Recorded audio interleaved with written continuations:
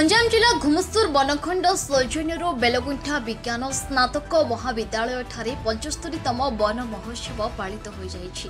अध्यापक संतोष कुमार पाणिग्राही अध्यक्षतार अनुष्ठित यह वन महोत्सव सप्ताह पालन अवसर में आयोजित स्वतंत्र सचेतना सभारे अवैतनिक वन्यप्राणी तत्वावधारक तथा समाजसेवी सुलपाणी सतपथी एवं वनपाल शरतचंद्र महांती अतिथि रूपे जोगदे छात्र छात्री मानू वृक्षरोपण आवश्यकता एवं उपयोगिता सह जंगल सुरक्षा संपर्क में मत प्रदान सह अनुप्राणित करथिले।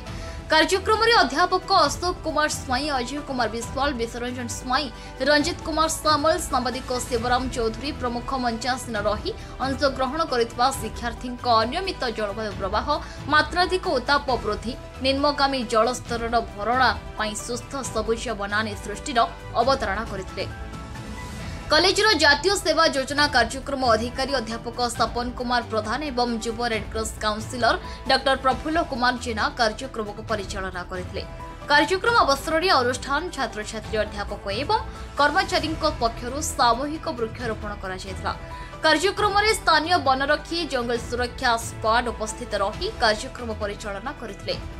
गंजाम बेलगुंठा शिवराम चौधरी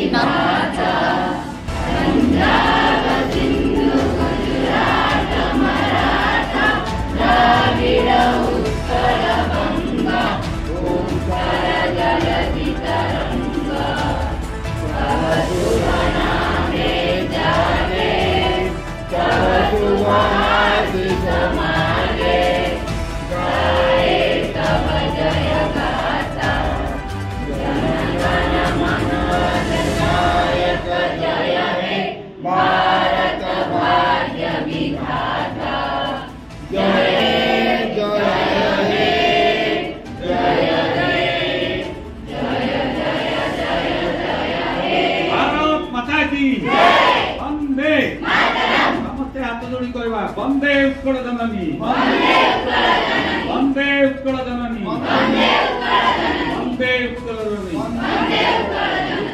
सुरक्षा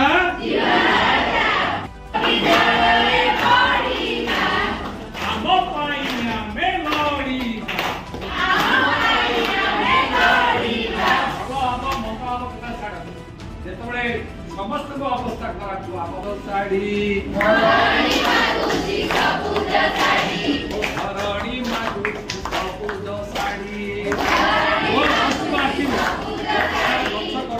रास्ता कटा अवस्था गोटे पिलार घर को नीलकंठ ना किंतु वर्तमान जुगरे नीलकंठ होउछन वृक्षदेव। कारण वृक्ष विष ग्रहण कर अमृत आमको दौर खुशी कथा जे प्रति वर्ष भली चलित वर्ष आम वन महोत्सव उत्सव पालन कर आसुचु। जो पीढ़ी खुशी कथा खुशी लगुच गत वर्ष चलित वर्ष